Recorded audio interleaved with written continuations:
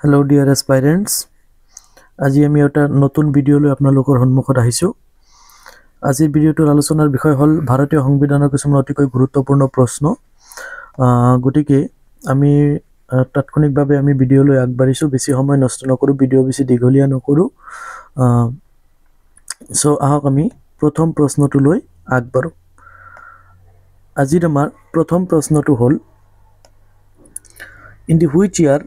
did the Indian Constitution came into force? এই প্ৰশ্নটো SSC CGL 2017ত প্ৰশ্নত সুধিছিল ভাৰতীয় সংবিধান কেতিয়া বলবৎ হৈছিল, আৰু ইয়াৰ উত্তৰটো হ'ব অপশ্যন সি 1950 চনত ভাৰতীয় সংবিধানটো কি হৈছিল, বলবৎ হৈছিল। নেক্সট প্ৰশ্ন, Who is known as the father of the Indian Constitution? আৰু এইটো অতিকৈ গুৰুত্বপূৰ্ণ প্ৰশ্ন। এই প্ৰশ্নটো UPSC প্ৰিলিমছ 2018ত সুধিছিল ভাৰতীয় সংবিধানৰ পিতা বুলি কাক জনা যায়। আৰু এই প্ৰশ্নটোৰ উত্তৰ আমি সকলোৱে জানো। ইয়াৰ শুদ্ধ উত্তৰটো হ'ব বি নম্বৰ BR আম্বেদকাৰ। সৰি, এটা স্পেলিংটো মিষ্টেক হৈছে, ডক্টৰ BR আম্বেদকাৰ হ'ব। নেক্সট প্ৰশ্ন, The idea of directive principles of state policy was borrowed from which country? এই প্ৰশ্নটো UPSC প্ৰিলিমছ 2020ত সুধিছিল ভাৰতীয় সংবিধানৰ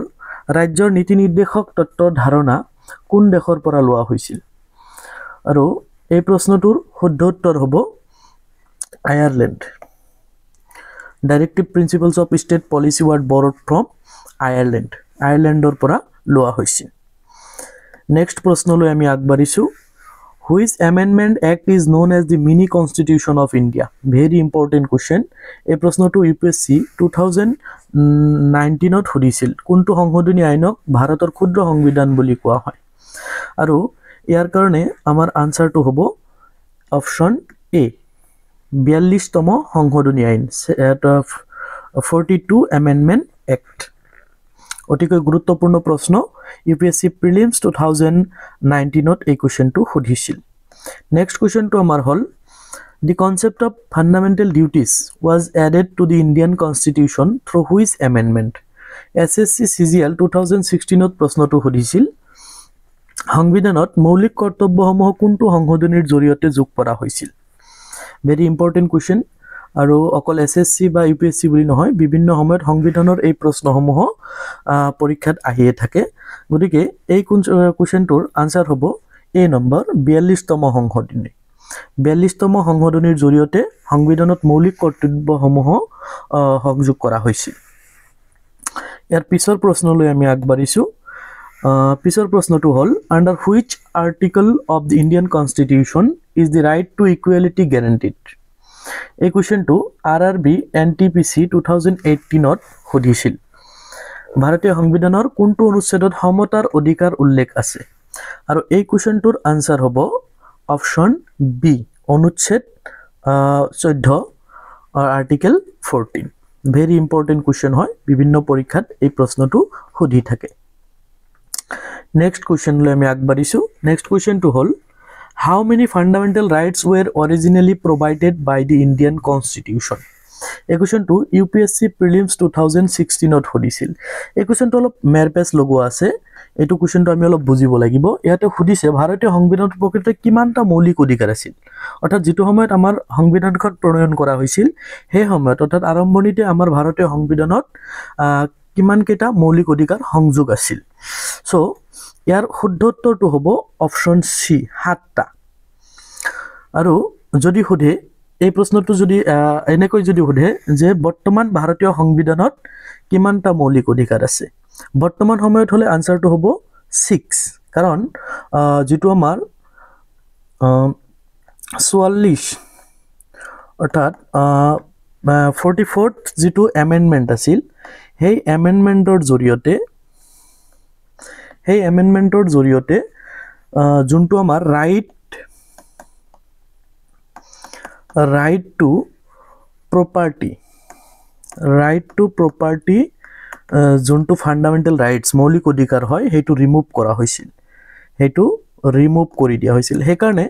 বৰ্তমান আমাৰ যিটো মৌলিক অধিকাৰ সেইটো হয় 6 বাট যদি এই কোৱেশ্চনটো সুধে যে how many fundamental rights were originally provided by the Indian constitution originally যেতিয়া প্ৰণয়ন হৈছিল সংবিধানখন তেতিয়া কেইটা মৌলিক অধিকাৰ আছিল আৰু তাৰ কাৰণে আমাৰ যোনটো কাৰেক্ট আনসাৰ হ'ব হেইটো হ'ব 7 7টা আশা কৰিছো বুজি পাইছে গতিকে দুটা কোৱেশ্চনৰ কাৰণে আপোনালোকে ৰেডি থাকিব লাগিব যাতে মিস্টেক নহয় নেক্সট কোৱেশ্চন লৈ আমি আগবাঢ়িছো which fundamental right was removed by the 44th Amendment Act 1978 এটো কোৱেশ্চন অলপ আগতে আমি আলোচনা কৰিলো আগৰ প্ৰশ্নটোত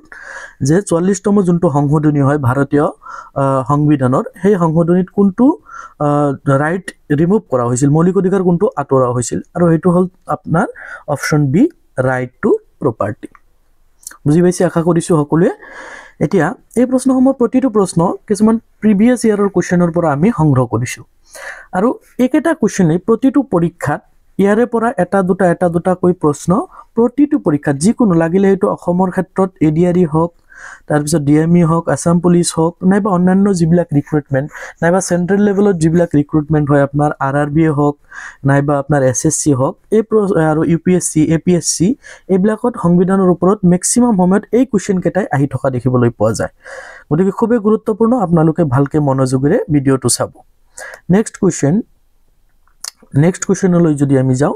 under which article can the president of India declare a national emergency কোনটো আৰ্টিকলৰ অধীনত ৰাষ্ট্ৰপতিয়ে জৰুৰীকালীন অৱস্থা ঘোষণা কৰিব পাৰে আৰু সেই আৰ্টিকলটো কোনটো হয় ইয়াৰ কাৰণে আমি সকলোৱে হয়তো কিছুমানে জানো কিছুমানে নাজানো ইয়াৰ শুদ্ধ উত্তৰটো হ'ব অনুচ্ছেদ 352 অৰ্থাৎ আৰ্টিকল 352 ৰ যেটো আছে হেইটোৰ জৰিয়তে ৰাষ্ট্ৰপতিক ক্ষমতা দিয়ে তেখেতে যিকোনো সময়ত জৰুৰীকালীন অৱস্থা ঘোষণা কৰিব পাৰে নেক্সট প্ৰশ্নলৈ আমি আহিছো which article of the Indian constitution prohibits untouchability ভাৰতীয় সংবিধানৰ কোনটো অনুচ্ছেদত অস্পৃশ্যতা নিষিদ্ধ কৰা হৈছে এটো বিপিএসসি বিহাৰ বোৰ্ডৰ যোনটো আপোনাৰ আমাৰ এপিএসসি নিচিনা বিহাৰত যোনটো হয় সেই বিহাৰ বোৰ্ডৰ যোনটো তেওলোকৰ প্ৰশাসনিক পৰীক্ষা তাতে এই প্ৰশ্নটো 2018 ত আহিছিল আৰু এইবিলাক প্ৰশ্ন খুব ইম্পৰ্টেন্ট হয় আৰু ইয়াৰ কাৰণে আমাৰ শুদ্ধ উত্তৰটো হ'ব অপচন সি আৰ্টিকল 17 ত ভাৰতীয় সংবিধানত আৰ্টিকল 17 ত অস্পৃশ্যতা নিষিদ্ধ কৰা হৈছে বা আনটাচেবিলিটি প্ৰহিবিটস কৰা হৈছে আশা কৰো সকলোৱে বুজি পাইছে গতিকে আনসাৰটো হ'ব আমাৰ অপচন সি আমি নেক্সট কোৱেশ্চনটো লৈ আমি আগবাঢ়িছো how many members can be nominated by the president to Rajya Sabha UPSC prelims 2021 এই কোৱেশ্চনটো আহিছিল ৰাষ্ট্ৰপতি কিমানজন সদস্য ৰাজ্যসভালৈ মনোনীত কৰিব পাৰে আৰু এটো খুব এটা ইজি প্ৰশ্ন আৰু এইবিলাক প্ৰশ্ন খুব জৰুৰী হয় গতিকে এই প্ৰশ্নসমূহ আমি মনত ৰখা অতিকৈ প্ৰয়োজন আৰু এই প্ৰশ্নসমূহ অনলি আসাম জব ষ্টাডিত আপোনালোকে পাই থাকিব আৰু তাৰ কাৰণে আমাৰ চেনেলটো সাবস্ক্ৰাইব কৰিবলৈ নাপাহৰিব সকলোৱে আমাৰ চেনেলৰ লগত সংযুক্ত হ'বলৈ সাবস্ক্ৰাইব কৰি লওক আৰু লাইক শেয়াৰ কমেন্ট কৰিব যদি ভাল পাইছে সো ৰাষ্ট্ৰপতি কিমানজন সদস্য ৰাজ্যসভালৈ মনোনীত কৰিব পাৰে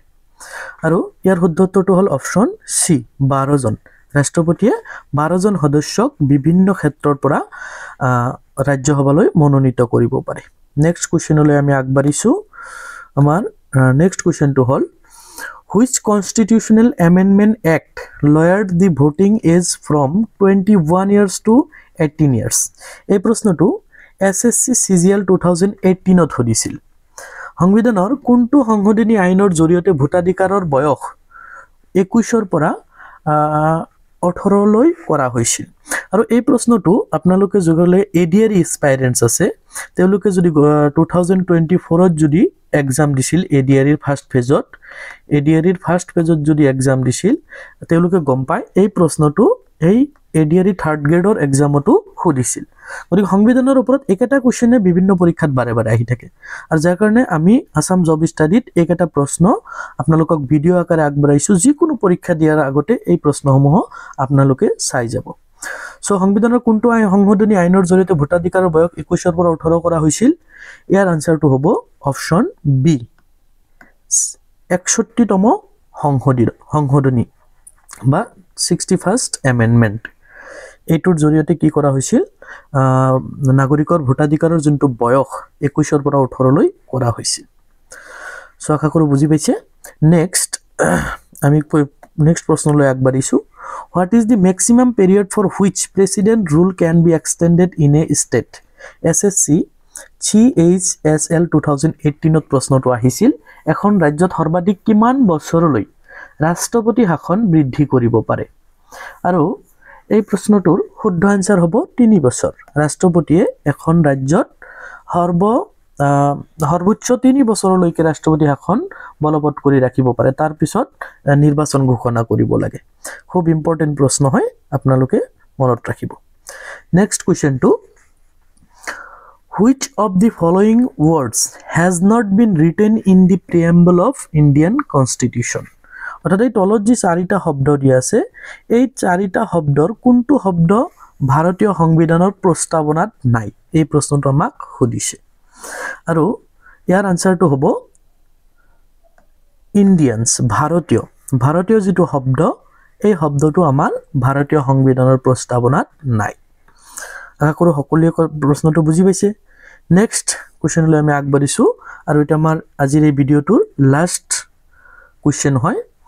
so what does the article 21 of the Indian Constitution guarantee ভাৰতীয় সংবিধানৰ 21 সংখ্যক অনুচ্ছেদে কি নিশ্চয়তা প্ৰদান কৰে ভাৰতৰ নাগৰিকক এই যেটো 21 সংখ্যক অনুচ্ছেদ এই অনুচ্ছেদে কি নিশ্চয়তা প্ৰদান কৰে ইয়াৰ শুদ্ধ উত্তৰটো হ'ব B number right to life and personal liberty জীৱনৰ অধিকাৰ আৰু ব্যক্তিগত স্বাধীনতা এই 21 সংখ্যক যেটো অনুচ্ছেদ এই নিশ্চয়তা আমাক প্ৰদান কৰে সো এখিনতে আজিৰ ভিডিওটো আমি সমাপ্ত কৰিছো আৰু আমাৰ চেনেলত এনেকুৱা নতুন ভিডিও পাই থাকিবলৈ আমাৰ চেনেলটো লাইক সাবস্ক্ৰাইব আৰু বেল আইকনটো